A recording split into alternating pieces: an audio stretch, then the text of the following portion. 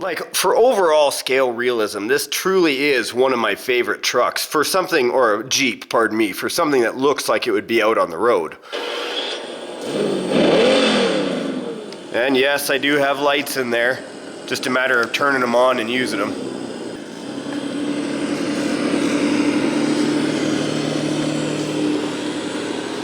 Let's try with all of the air out of the suspension.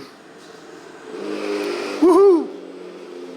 Such a choice looking machine. This is why I love scale accessories, is because when you have something super scale, then it just looks, you know, like full size.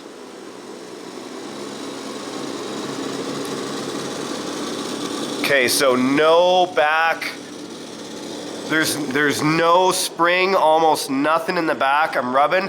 People are actually always asking me, where's your back wheel well? But this kit didn't come with one, even though they do offer it as an accessory. You can hear my digital servo chattering away there. Here, I'll put it in crawling gear first. Start it back up again. I had actually turned my sound kit to turn off after 5 seconds. Just because having all that battery power out on the trail being wasted for nothing. Here we go. That's a nice shot. I want that back tire off the ramp though. That might be done after maybe. Come on baby, come on. There it is, there it is. Oh, and I slipped off the top, not good. Up on the ramp. How many of you at home have an articulation ramp so you can test your suspensions? Look at that. Beautiful. All of the tires are on the ground except for the passenger tire, and I've got no rubbing. Look at that. That is the way I love seeing a suspension set up for crawling. Not too much flex in the front because you don't want it to fall down and flip you over into as you go over a hole. You want to make sure to be able to float that tire over a hole in the rocks or on the trail. Look at that. No rubbing on the back at maximum articulation. That's the way it should be, my friends. Now, is it going to roll over when I inflate the suspension? And up you go. Beautiful. So that gives me a ton more room underneath. A much higher center of gravity. Look at that. It's way more aggressive looking. Is it going to roll? Let's bring it in and check it out. Everyone always says I should make this my TTC truck or the tough truck competition truck, but this is part of the reason why I don't, is all the limitations because of the water and the scale accessories. Look at that. Look at, I'm floating that tire in the back. I'm up on the ramp, floating the tire in the back. I cannot get that tire on the ground because of the air in the suspension, but still not touching there. Tons of room right here. And then if I have the controller nearby, I can let out all the air at once. Yeah, look at that. Beautiful. Such a choice looking machine. So a viewer asked me the other day, Medic, what is your heaviest radio control 1/10 scale truck? And I had to consider that because my Traxxas Summit, technically, even though I would argue it's an 8 scale, it is marked as a 10 scale, but still, the CAPO JK Max is actually one of the heaviest machines I have, especially when I put in a larger battery.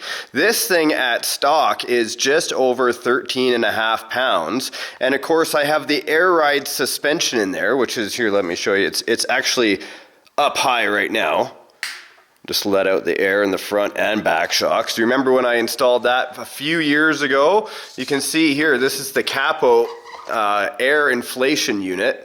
This, the only problem that I find with having something like this is the limitation that it actually puts on my trail crawler, because although I would say it is splash resistant, I definitely wouldn't want to take my JK here into the river and see if I could, do my best submarine impression, which I'm kind of like a Labrador retriever when I see a creek. I want to be in there splashing around as much as possible. So, an all metal machine like this, look at this on the inside. This even has its own little stand-up rod there for the hood. Pretty insane. This whole system in here has a brushed motor. It actually turns the pulley and the flywheel. The belt actually moves, but I turned it to like just a specific channel. Everyone's always like, oh, you should hook it up to the throttle so it's always running. And that would actually just burn out the very small single motor that's on the inside, instead of just having it on display, putting the hood up, and then as the machine is idling, because I did put in a sound kit. I love this thing, and I put in a turbo. When this is idling and I'm able to turn this on just to have it spinning for everybody, it's actually a pretty neat gimmick, I would say, a scale accessory. But it's another one of those things that I truly don't need to have. And that kind of brings me to a question I have for the viewers. A lot of you are scale crawlers. A lot of you guys are all about the scale accessories and scale realism, right? Like, this is one of the most realistic JKs I have ever seen. Even though you may not like the Angry Bird front, this is an aftermarket part for full-size vehicles, right? The Angry Eye. I actually like it. It makes it a little bit more aggressive. Metal clamps on the front, so it clamps down your hood. Everything I needed. In fact, this even comes with a moving steering wheel. Look at that. So I can have my hand on there and move the steering wheel. But this is something else I find. I just have to buy another waterproof servo for it and put it in there if I want to go splashing around or in the mud. Now, is that something that you guys actually care about? I remember years ago when we were all talking about having moving gear shifters, having moving steering wheels, like having our guy's head move left and right to look back and forth. That is pretty cool. But do you go the extra mile to get it? Let me know in the comment section down below. I'll flip this over so you can have a good look underneath. This is not the original JK truck or Jeep, I should say, that CAPO came out with. They came out with a very complicated, overcomplicated JK in the very beginning. That was number one. The JK Max was the much improved version, as you can see here. And I've got a ton of the upgrades on here, of course. You can even see this from way back in the day when I was working with CAPO. And still am kind of from time to time. This is our 5th year anniversary. This was an option part that came, well, obvious after you purchased this if you wanted it, which is a remote locking sway bar system, which a lot of people are like, oh, why would you even have an electronic remote locking sway bar system? But the new Jeeps actually have it. They have for a few years. So that's a neat option to have, so especially when you're trying to go fast and you don't want to have your sway bars going back and forth. You can lock it up to make sure you have a little bit better center of gravity. I'm going to start it back up. I remember when Jim and I took this Jeep the first time all the way to Palm Springs for the unveiling video.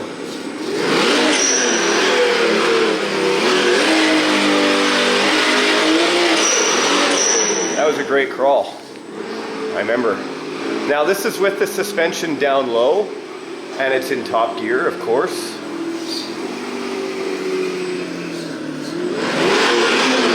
You can see it lifts up that tire a little bit in the front, but it sure does take the torque twist really well. It almost removes it.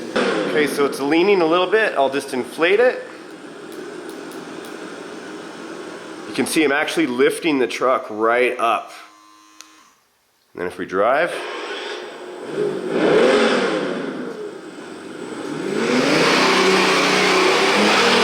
oh, look how high it is in the front of that truck. You can see that it's lifted the whole body right up.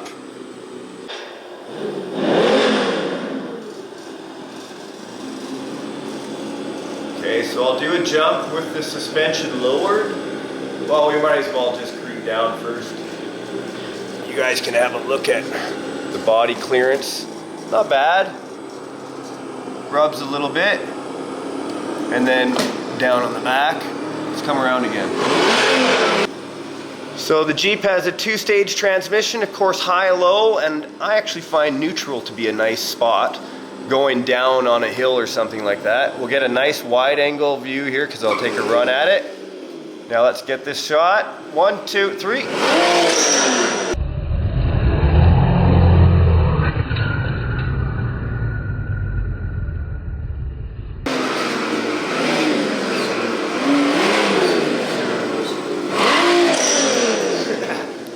love the way the wheels squeak. Great suspension. Okay, so now I'm going to lift up the air suspension. We'll inflate front and back at the same time.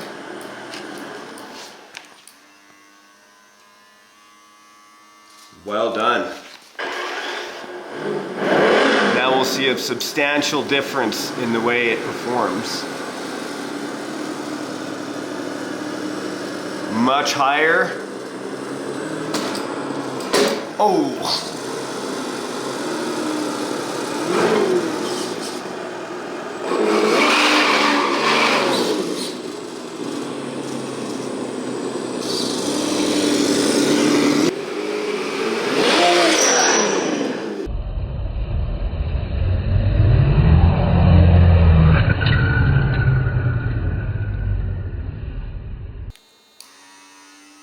I did it side by side in case I was side hilling and I wanted one side to be higher than the next, but I don't find it's very effective the way I wanted to do it.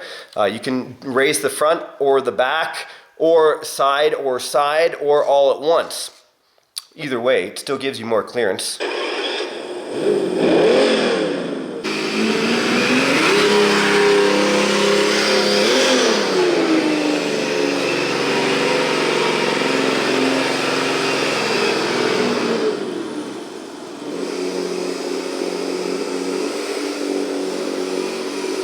I think out of all the Capo models, this one is my favorite. The Ace one is cool.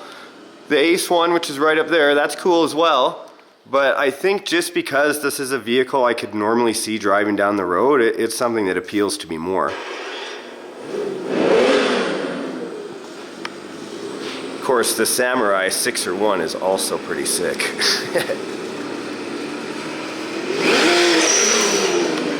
Yeah, not bad. Whoa! Oh, over I go. Well, that's why you got a roll cage, eh? Higher center of gravity with that suspension all like that. But it makes it for a much plusher landing. Even on my tabletop. I love these tires. So cool. I even get scale tire screeching sound. Well, there you go, guys. Is this something that you would actually spend money on? Like, this is a pretty expensive kit, but basically there's nothing to upgrade on it except for the few option parts that Capo gives you. I've never seen a Capo website that sells product. I know they do on their Facebook, and I know that Chaos, however I pronounce it, they actually sell some Capo stuff, but you have to send them an email through their website and then they get back to you. I've got no affiliation to them other than I know that's how they sell some of their product. But I gotta say, it is always a pleasure to bring a Capo to you guys to look at. This was a fantastic build series. If you guys didn't see the build series, there is a playlist. I'll link that in the video description box below. Leave me a like click, guys, if you think it's a great paint job, or just heck that you like the Jeep itself. And you can check out more about this Jeep. I'll link some videos in the video itself through YouTube, and you guys can check it out more. We'll see you in the next episode of RC Adventures, guys. Now get outside and have some fun with RC, or if it's too damn cold, stay in and make a film about one. Bye.